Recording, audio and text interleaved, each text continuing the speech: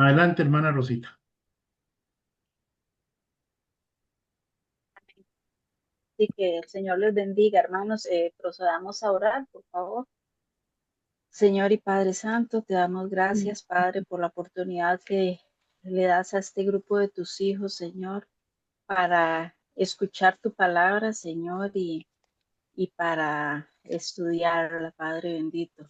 Te pedimos, Señor, que tú ilumines al hermano don Eric, Señor, en el mensaje que nos tiene.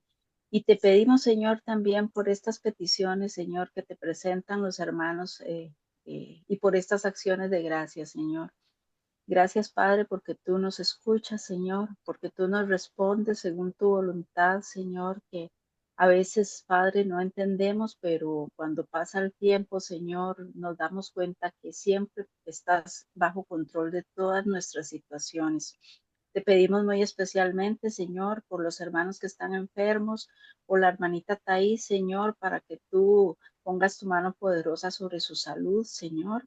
También por doña Nidia, por esa cita médica que tiene, para que le vaya bien, Señor, el día de mañana y para que ella también sienta alivio a esa caída. Señor, tú conoces su condición de salud, Padre, y que estas caídas en ella son peligrosas, pero sabemos, Padre, que tú siempre la has cuidado y la has guardado y lo vas a hacer también, Señor, en esta ocasión. También, Señor, te ponemos las elecciones nacionales, Señor, delante de tu presencia. Señor, tú sabes, Padre, la situación que vive el país actualmente, Señor, lo trascendentales que son estas elecciones particularmente, Señor. Y te pedimos que de acuerdo a tu voluntad, Señor, quede elegida la mejor persona, Señor, la que tenga mejores intenciones, Señor, y que tenga un corazón más honesto, Señor, y más valores morales también para dirigir este país, Señor. Y que todo proceda, Padre, en paz, Señor, y transparencia, Padre Santo. También te pedimos, Señor, por la nieta de don Augusto, gracias porque la protegiste en este viaje a Madrid, Señor, y te pedimos que tú la sigas protegiendo a ella, Señor, y la sigas guardando en todo momento, Señor, y desde ya ponemos también su regreso, Señor, en tus manos. Por las peticiones personales de Olguita, Señor, que para ella son muy importantes, Señor, para que de acuerdo a tu voluntad, Señor, tú operes en ellas, así como las peticiones que todos tenemos, Señor, también en nuestros corazones, Señor, por conversión de nuestros seres amados, Señor, de nuestros conocidos, Padre, para que ellos también, Señor, eh, alcancen la gracia de la salvación y reconozcan que sin ti no somos nada, Señor. Pon en sus corazones ese deseo, Señor. Te lo pedimos porque sabemos, Señor, la, la gracia inmerecida que es y porque, Padre, sabemos que para nosotros ha sido fundamental haber tomado ese paso y queremos lo mejor para ellos también, Señor. Te pedimos, Padre, por la cita médica de don Eric, Señor. También, Señor, de acuerdo a tu voluntad, Señor, permite, Señor, que sea cual sea el diagnóstico o los resultados que le tengan que dar, Señor, don Eric pueda sentir el gozo, Señor, de tu presencia a su lado, Padre. Pero te pedimos, Señor, que si es tu voluntad, le ayudes para que todo sea de la mejor manera, Señor, para que tú operes en cualquier situación de salud que él tenga, Padre bendito, y que tú estés siempre con él y que él sienta, Señor, ese respaldo tuyo, Señor. También un trabajo, Señor, para su hijo Eric, Señor. Tú sabes, Señor, que él se acaba de graduar y su anhelo es poder trabajar en el Ministerio de Educación, Señor, como profesor, Padre de música. Ayúdalo, Señor, a él, abre puertas, Padre, para que también él tenga esa oportunidad, Señor, de poder tener un trabajo estable, Señor.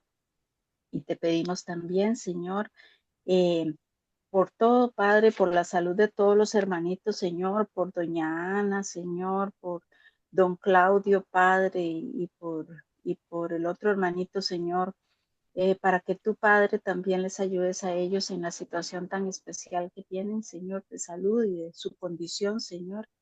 Y Padre, todo te lo pedimos en el nombre de Cristo Jesús. Amén. Amén. Amén. Amén. Bien, mis hermanos, hoy vamos a estudiar una oración más de Jesús, pero En esta ocasión, sí es una oración larga que él hizo, aparece registrada en el capítulo 17 de Juan. Algunos le llaman la oración sacerdotal. Yo prefiero llamarle como la oración de Jesús por sus discípulos.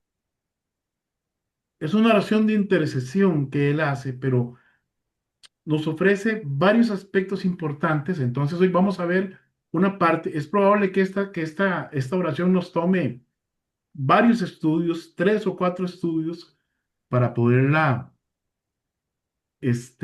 abarcar toda, pero es una oración preciosa, donde Jesús abre su corazón y ruega por sus discípulos. Dice Juan 17:1 al 26. Estas cosas habló Jesús y levantando los ojos al cielo dijo, Padre, la hora ha llegado, glorifica a tu Hijo para que también tu Hijo te glorifique a ti. Como le has dado potestad sobre toda carne, para que dé vida eterna a todos los que le diste, y esta es la vida eterna, que te conozcan a ti, el único Dios verdadero, y a Jesucristo, a quien has enviado. Yo te he glorificado en la tierra, he acabado la obra que me diste que hiciese. Ahora pues, Padre, glorifícame tú al lado tuyo con aquella gloria que tuve contigo antes que el mundo fuese. He manifestado tu nombre a los hombres que del mundo me diste, tuyos eran y me los diste, y han guardado tu palabra. Ahora han conocido que todas las cosas que me has dado proceden de ti, porque las palabras que me diste les he dado, y ellos las recibieron, y han conocido verdaderamente que salí de ti, y han creído que tú me enviaste.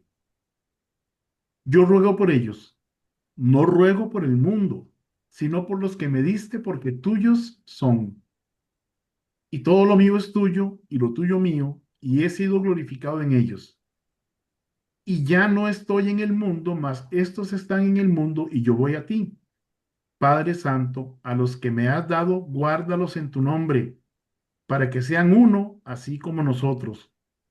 Cuando estaba con ellos en el mundo, yo los guardaba en tu nombre. A los que me diste, yo los guardé, y ninguno de ellos se perdió, sino el hijo de perdición, para que la escritura se cumpliese.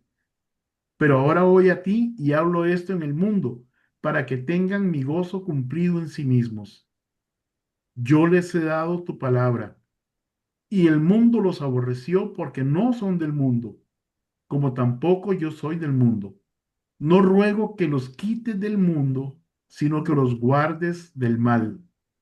No son del mundo, como tampoco yo soy del mundo. Santifícalos en tu verdad, tu palabra es verdad. Como tú me enviaste al mundo, así yo los he enviado al mundo. Y por ellos yo me santifico a mí mismo, para que también ellos sean santificados en la verdad. Mas no ruego solamente por estos, sino también por los que han de creer en mí por la palabra de ellos, para que todos sean uno, como tú, oh Padre, en mí y yo en ti, para que también ellos sean uno en nosotros, para que el mundo crea que tú me enviaste. La gloria que me diste, yo les he dado, para que sean uno, así como nosotros somos uno. Yo en ellos y tú en mí, para que sean perfectos en unidad, para que el mundo conozca que tú me enviaste y que los has amado a ellos como también a mí me has amado. Padre, aquellos que me has dado, quiero que donde yo estoy, también ellos estén conmigo, para que vean mi gloria que me has dado, porque me has amado desde antes de la fundación del mundo.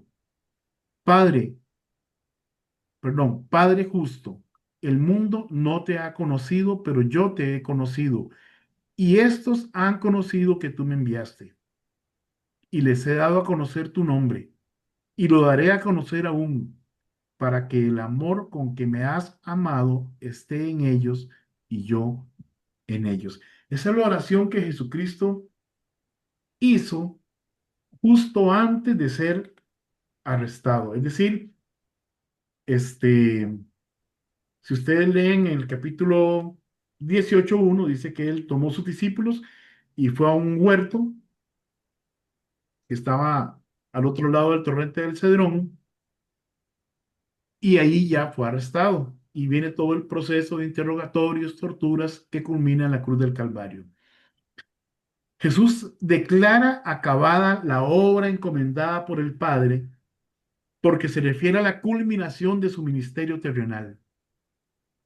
Ese era un ministerio de revelación. Él vino a revelar al Padre, él vino a revelarle a los israelitas que Dios estaba pendiente de ellos y que lo había enviado a él para rescatarles. Este fue un ministerio también de discipulado y de obediencia perfecta por parte de Cristo. Y aunque la muerte en la cruz era el sacrificio final, Jesús hablaba desde una perspectiva divina en la que su entrega ya inminente garantizaba el éxito total de su misión. Dice Filipenses 2:5 al 11: haya pues en vosotros este sentir que hubo también en Cristo Jesús, el cual siendo en forma de Dios, no escatimó el ser igual a Dios como cosa que aferrarse, sino que se despojó a sí mismo, tomando forma de siervo, hecho semejante a los hombres. Y estando en la condición de hombre, se humilló a sí mismo, haciéndose obediente hasta la muerte y muerte de cruz, por lo cual Dios le exaltó hasta lo sumo y le dio un nombre que es sobre todo nombre, para que en el nombre de Jesús se doble toda rodilla de los que están en los cielos y en la tierra y debajo de la tierra, y toda lengua confiese que Jesucristo es el Señor, Es el Señor. para gloria de Dios Padre. Allí en los versos 1 al 5 de este capítulo 17 de Juan, Jesús se dirige a su Padre Dios y declara que ya cumplió con lo que se le ha encomendado. Y entonces pide al Padre que le glorifique. Es importante que analicemos paso a paso este pasaje para comprender bien lo que está sucediendo. Lo vamos a hacer en el transcurso de las lecciones. Y esa intercesión comienza en el versículo 6 y llega hasta el final de la oración en el versículo 26. Juan 17 revela a Cristo como sumo sacerdote. Jesús ora en voz alta para instruir a los discípulos. Dice Hebreos 7:20 al 25. Y esto no fue hecho sin juramento, porque los otros ciertamente sin juramento fueron hechos sacerdotes. Pero este, hablando de Jesús, con el juramento del que le dijo, juró el Señor y no se arrepentirá, tú eres sacerdote para siempre según el orden de Melquisedec. Por tanto, Jesús es hecho fiador de un mejor pacto. Y los otros sacerdotes llegaron a ser muchos debido a que por la muerte no podían continuar, mas este, por cuanto permanece para siempre, tiene un sacerdocio inmutable, por lo cual puede también salvar perpetuamente a los que por él se acercan a Dios, viviendo siempre para interceder por ellos. Jesucristo es además un mediador eterno. Como acabamos de ver, Él permanece para siempre y por eso puede salvar perpetuamente a los que por medio de Él nos acercamos al Padre. Este pasaje también revela a Jesús como el mediador eterno y dador de la vida eterna. Vamos ahí a Juan 17:3 y 9. Si alguien lo tiene, me ayuda con la lectura. Juan 17, Si gusta, le ayudo, hermano. por favor. Sí. Juan 17, Juan 3. 17, 3. 3 al, No, el 3 nada 3 más. al qué? Al El 3, ok. 3, solamente el 3. Sí. Y esta es la vida eterna, que te conozcan a ti, el único Dios verdadero, y a Jesucristo, a quien has enviado. Y ahora el 9. Dice, yo ruego por ellos, no ruego por el mundo, sino por los que me diste, porque tuyos son. Muy bien, vea qué interesante la forma en que Dios, en que Jesucristo se refiere a nosotros, ¿verdad? Y dice que la vida eterna es que conozcamos al Padre el único Dios verdadero, y a Jesucristo, a quien el Padre envió. Primera Timoteo 2:5 dice, porque hay un solo Dios y un solo mediador entre Dios y los hombres, Jesucristo hombre. Y Hechos 4:12 dice, y en ningún otro hay salvación, porque no hay otro nombre bajo el cielo dado a los hombres en quien podamos ser salvos. Entonces es muy interesante la forma en que Jesús ora, y en esos primeros 5 versículos, él está orando por sí mismo. Vea que dice, Padre, la hora ha llegado, glorifica a tu Hijo, para que también tu Hijo te glorifique a ti. Como le has dado potestad sobre toda carne, luego explicamos ese pasaje, para que dé vida eterna a todos los que le diste, y esta es la vida eterna, que te conozcan a ti, el único Dios verdadero, y a Jesucristo a quien has enviado. Yo te he glorificado en la tierra, he acabado la obra que me diste que hiciese. Ahora pues, Padre, glorifícame tú al lado tuyo con aquella gloria que tuve contigo antes que el mundo fuese. Esa gloria de la cual Él se despojó para venir y como hombre, como humano, tener un ministerio aquí en la tierra de obediencia perfecta y sin pecado, para poder presentarse delante de Dios como el Cordero de Dios que quita el pecado del mundo. Un sacrificio perfecto, un sacrificio que no necesita ser repetido porque fue hecho una sola vez en la cruz del Calvario, para que todo aquel que no conoce a Jesús como Salvador personal y crea en Él tenga vida eterna.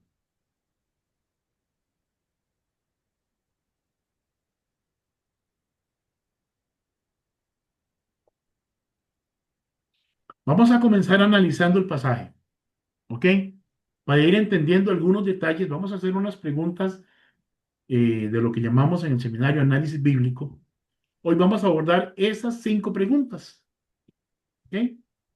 Para entender un poco el pasaje, para que la próxima semana ya vengamos con un poco más de contexto sobre esta oración y poder abordarlo con propiedad.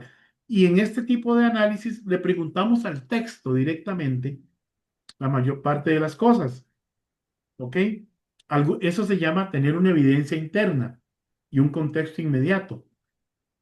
En la Biblia a veces tenemos que salirnos del texto que estamos viendo y ver otros pasajes que respaldan lo que estamos diciendo o que nos aclaran lo que estamos viendo.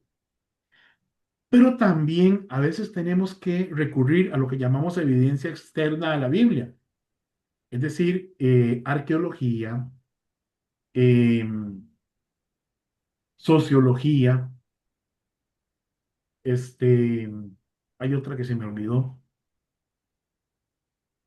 Es decir, diferentes fuentes que ratifican lo que la Biblia nos dice, historia misma, historia escrita por historiadores, escritores fuera de la Biblia, que nos confirman que lo que estamos leyendo es verdad. Entonces, ¿quién habla? Bueno, el mismo texto nos responde ahí en Juan 17:1, ¿quién es el que habla? Y dice, estas cosas habló Jesús levantando los ojos al cielo, dijo. Entonces, ¿quién está hablando? Jesucristo es el que está hablando. Luego, ¿a quién le habla? El mismo verso 1 nos responde, Padre, la hora ha llegado, glorifica a tu Hijo, para que también tu Hijo te glorifique a ti. Entonces Jesús le está hablando al Padre, aunque en el contexto veremos que sus discípulos, los 11, le estaban escuchando. Él no está hablando con ellos, él está orando a su Padre. Entonces, estas cosas habló Jesús, él es el que habla. Y dijo, Padre, le habla a su Padre Dios. ¿Qué le está diciendo? Bueno, le está diciendo que la hora ha llegado. Juan 17:1 dice, Padre, la hora ha llegado. Ahora, ¿cuál es esa hora? Eso es el tiempo establecido por Dios. Jesús sabía que ya era tiempo de terminar su ministerio. Jesús sabía lo que iba a suceder. Él iba a ser arrestado, torturado y finalmente crucificado. Y él dijo, la hora ha llegado. Ese es el tiempo soberano de Dios. Dice Juan 13:1. Antes de la fiesta de la Pascua, sabiendo Jesús que su hora había llegado para que pasase de este mundo al Padre, como había amado a los suyos que estaban en el mundo, los amó hasta el fin. También le está diciendo que le glorifique, que el Padre glorifique a Jesús para que Jesús también glorificara al Padre. Padre, la hora ha llegado. Glorifica a tu Hijo para que también tu Hijo te glorifique a ti. También Jesús reconoce que el Padre le dio potestad de otorgar salvación a quienes creen en Él. Juan 17:2. Como le has dado potestad sobre toda carne, para que dé vida eterna a todos los que le diste. Dicho de otro modo, Jesús tiene la potestad de ofrecer salvación a cualquier hombre que por medio del arrepentimiento se acerque a Él y le busque y le reciba como su Salvador personal. Yo no sé si aquí hay alguien que no puede decir, yo estoy seguro de que si me muero, voy al cielo. No sé si hay alguien que no tiene seguridad de salvación. O si alguien que esté escuchando por redes sociales este mensaje no pueda decir, yo sé que si me muero, tengo salvación y vida eterna. Voy a estar con el Padre. Voy a estar con Jesucristo allá en el cielo. Pero si no lo sabe, Jesucristo quiere que usted sepa que Él vino a este mundo a morir por usted, que Él vino a este mundo a dar su vida para quitar el pecado de nosotros y hacernos aceptos delante de Dios. Y todo lo que hay que hacer es reconocer a Jesucristo como único y suficiente Salvador personal, arrepintiéndonos de ser pecadores, pidiendo perdón a Dios por nuestro pecado. Es decir, no es por obras, es por la obra de Jesucristo en la cruz. También declara que la vida eterna es conocer al Padre, el único Dios verdadero y que se le conoce por medio de Él mismo, de Jesucristo. Juan 17:3 dice, y esta es la vida eterna, que te conozcan a ti, el único Dios verdadero, y a Jesucristo, a quien has enviado.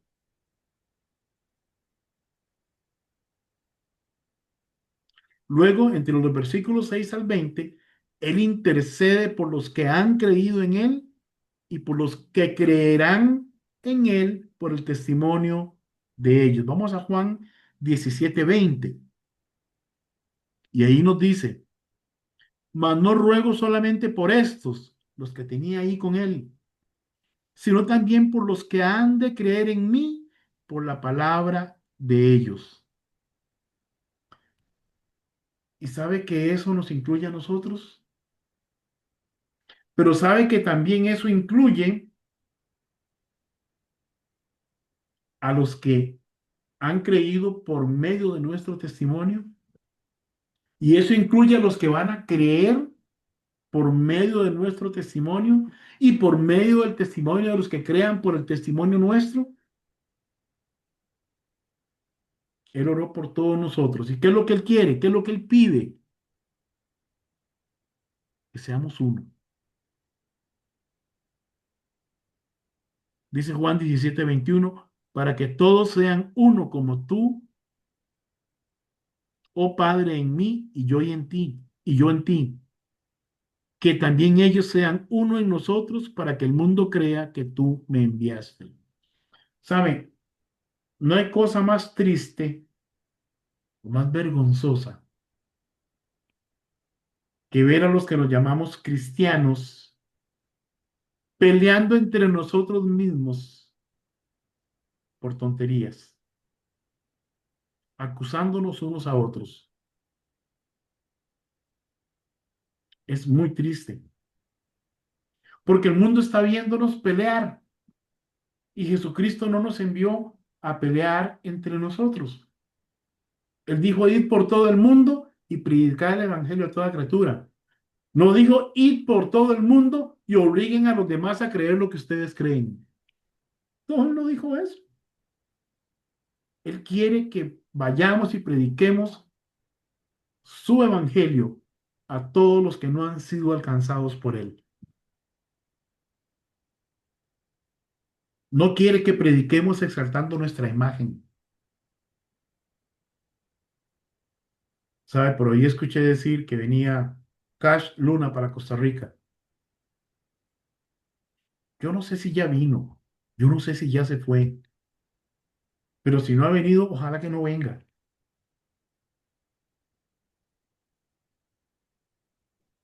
Perdonen, pero es un mentiroso más negociando con la palabra de Dios. Y eso no es lo que Dios pretende. Dios no quiere hombres que se hagan ricos mercadeando la palabra de Dios. Dios quiere hombres y mujeres que prediquemos la palabra de Dios de balde, porque de balde la recibimos, de gratis, porque gratis la recibimos. Y no estoy hablando de que el pastor no debe recibir salario, no. Si el pastor está a tiempo completo, pues tiene que alimentar a una familia. La iglesia está obligada a darle un salario digno para que pueda sostener a su familia dignamente. Estoy hablando de no abusar de esa autoridad pastoral para enriquecerse a costillas de los hermanos. Pero ese es otro mensaje. Entonces, eso es lo que Jesús les está diciendo, le está diciendo al Padre. Ahora, ¿por qué Jesús le está diciendo eso al Padre? ¿Por qué está orando de esa manera? Bueno, Jesús ha completado su ministerio terrenal. Ha preparado un grupo de discípulos para que sigan predicando su mensaje hasta su regreso. Y no nos asustemos, no son solamente los 12. Él preparó muchos más discípulos. Los 12 era su grupo más cercano,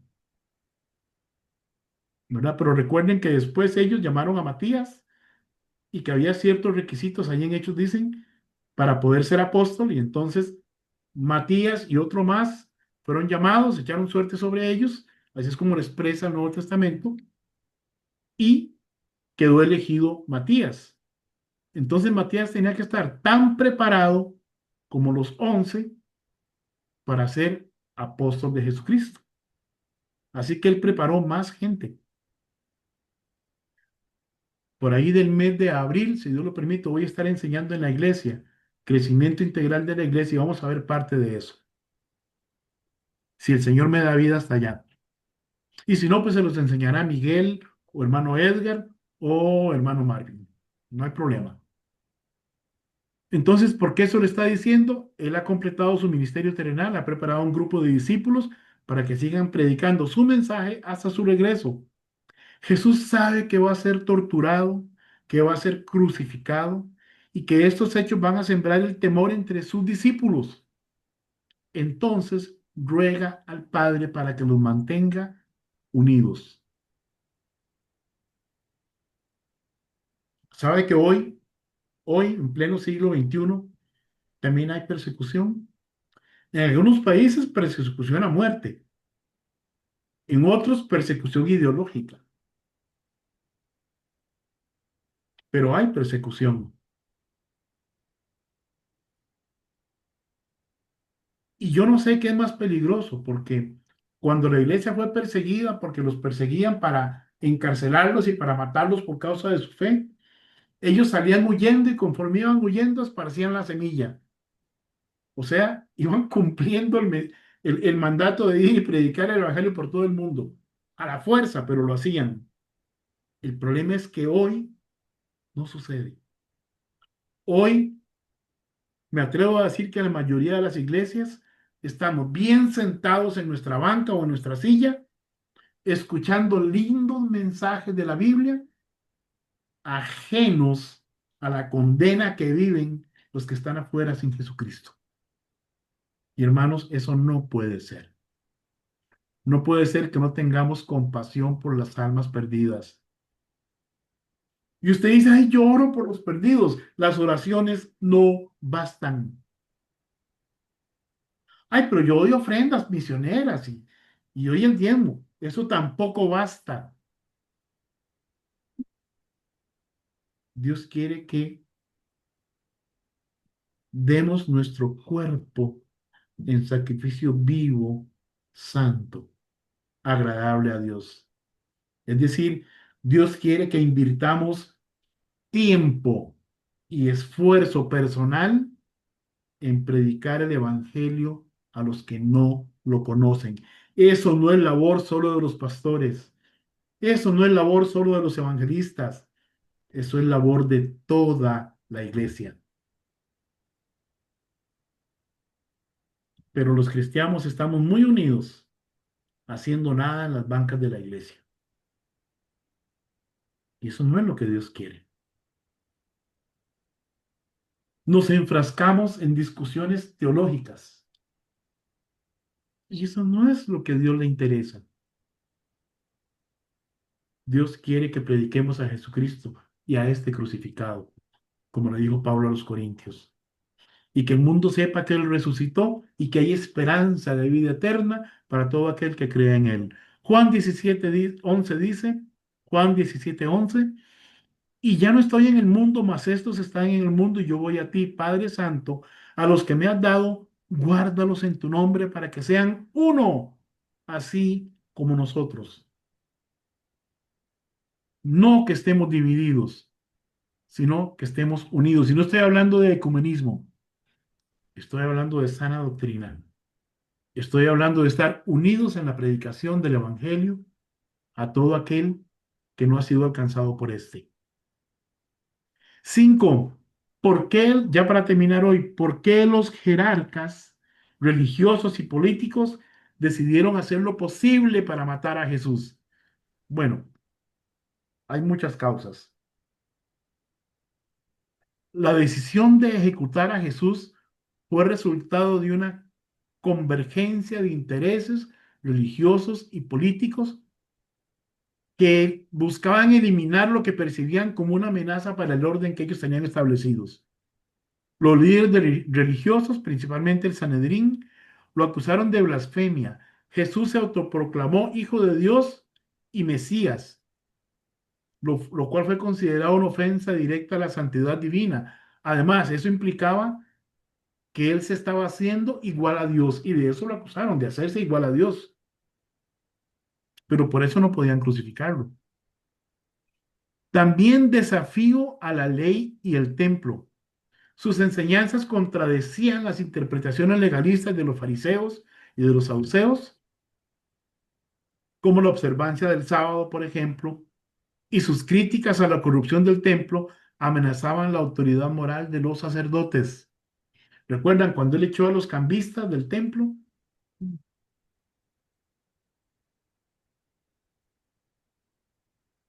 También su popularidad causaba envidia, su capacidad de atraer multitudes y su autoridad espiritual generaban temor a perder el control sobre el pueblo.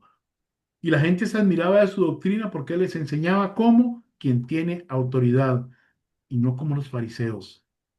También hubo motivos políticos. Aunque las causas iniciales fueron religiosas, la ejecución requería una justificación política ante el Imperio Romano. Entonces le acusaron de sedición y rebeldía. Los jerarcas presentaron a Jesús ante Poncio Pilato como un agitador que se autodenominaba rey de los judíos. lo cual legalmente constituía un acto de traición al César y se castigaba con la muerte.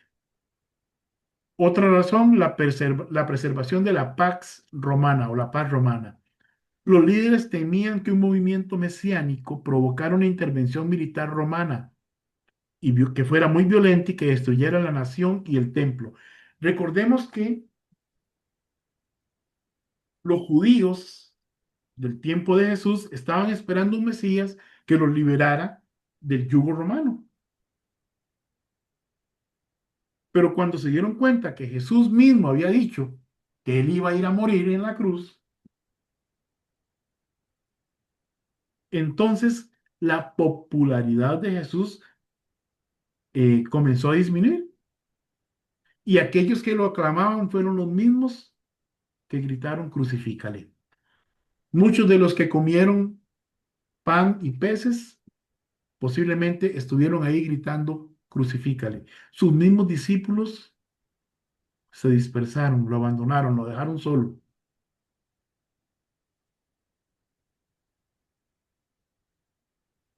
La nación de Israel esperaba un Mesías conquistador, un Mesías, un general militar que enfrentara a los romanos, los expulsara y restaurara el reino de Israel. Y eso va a suceder.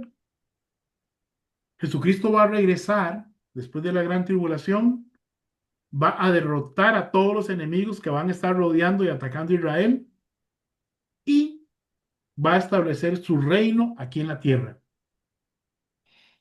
De eso estaremos hablando en la iglesia en el mes de septiembre. Todo el mes de septiembre vamos a estar estudiando sobre la segunda venida del Señor.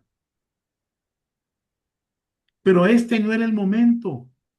Este era el momento en que Jesús tenía que morir en la cruz para satisfacer la justicia divina y para crear un medio para que el hombre pudiera alcanzar el perdón de Dios.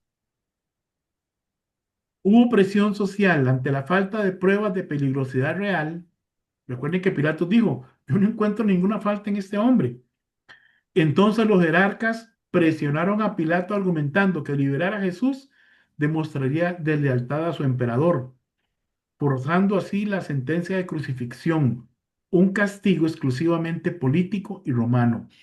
Y aún así Pilatos, en aras de salvar a Jesús, presentó a Barrabás, un criminal conocido, condenado, y como era la costumbre liberarles a uno durante esa época, entonces les preguntó, ¿a quién quieren que les libere?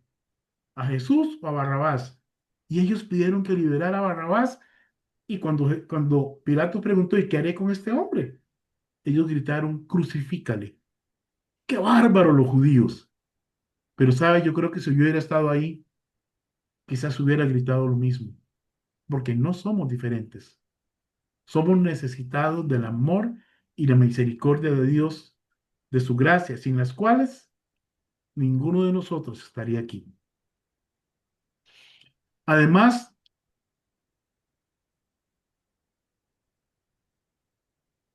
tenemos que entender que la muerte de Cristo es el evento central de la fe cristiana.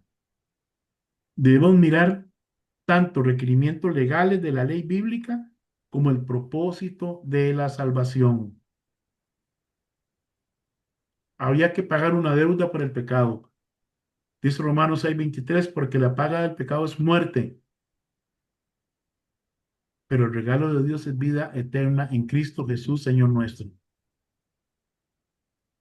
Puesto que toda la humanidad ha pecado, la muerte era la sentencia justa y Cristo era el único hombre sin pecado. Solo él pudo morir voluntariamente en la cruz. Recuerden que él dijo, a mí mi vida nadie me la quita. Tengo poder para tomar, para ponerle, tengo poder para volverla a tomar. Él lo hizo voluntariamente para pagar esa deuda en lugar de nosotros. Se requería esa muerte para el cumplimiento de la justicia y misericordia. Dios es perfectamente justo y no puede ignorar el pecado. Alguien tenía que pagar y es perfectamente misericordioso. Dice Juan 9:31 que sabemos que Dios no oye a los pecadores, Pero si alguno es temeroso de él y se arrepiente, a ese oye.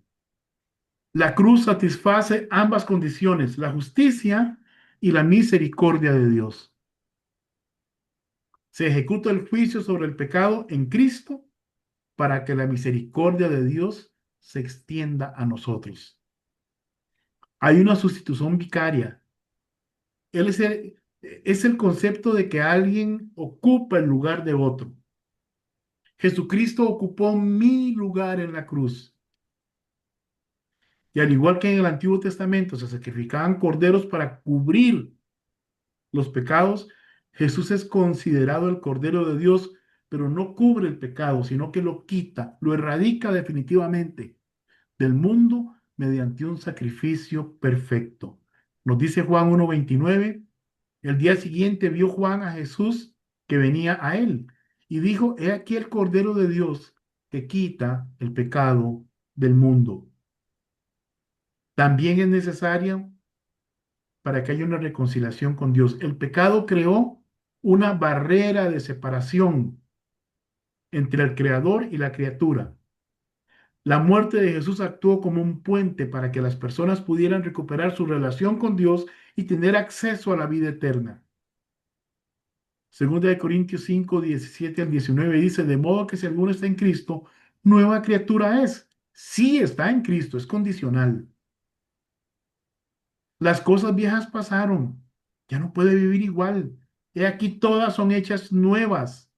Y todo esto proviene de Dios, quien nos reconcilió consigo mismo por Cristo y nos dio el ministerio de la reconciliación. Estoy en 2 Corintios 5, 17 al 19. Que Dios estaba en Cristo reconciliando consigo al mundo, no tomándoles en cuenta a los hombres sus pecados, y nos encargó a nosotros la palabra de reconciliación. Saben, no estamos aquí para ir y acusar al mundo. No estamos aquí para ir y pelearnos cristianos contra cristianos. No estamos aquí para discutir vanamente con otros. Estamos aquí para decirle al mundo que Jesucristo vino, murió en la cruz por amor a ellos y que Él es el único camino a Dios, que es el único medio por el cual el hombre pecador puede reconciliarse con un Dios que es santo. Dice Lucas 24, 44 al 46, ya para terminar. Y les dijo, estas son las palabras que os hablé estando aún con vosotros, que era necesario que se cumpliese todo lo que está escrito de mí en la ley de Moisés, en los profetas y en los salmos. Entonces les abrió el entendimiento para que comprendiesen las escrituras y les dijo, así está escrito y así fue necesario que el Cristo padeciese y resucitase de los muertos al tercer día. La próxima semana vamos a continuar estudiando esta oración de Jesús. Hoy hemos tenido una introducción para ver de qué se trata, para tener un contexto y vamos a analizar algunos puntos gramaticales y literales de esta preciosa oración de Jesús, porque tiene mucha riqueza ahí metida para que nosotros saquemos esos tesoros, los pongamos en nuestro corazón y los pongamos por práctica en nuestra vida. Voy a terminar aquí. Gracias a los hermanos que nos ven regularmente por redes sociales. Gracias a ustedes, hermanos, que están aquí acompañándonos en vivo por Zoom. Voy a terminar acá con la grabación y con la transmisión. Permítanme un momento, por favor. Que el Señor les bendiga. Nos vemos Dios mediante el próximo miércoles a la misma hora por los mismos medios.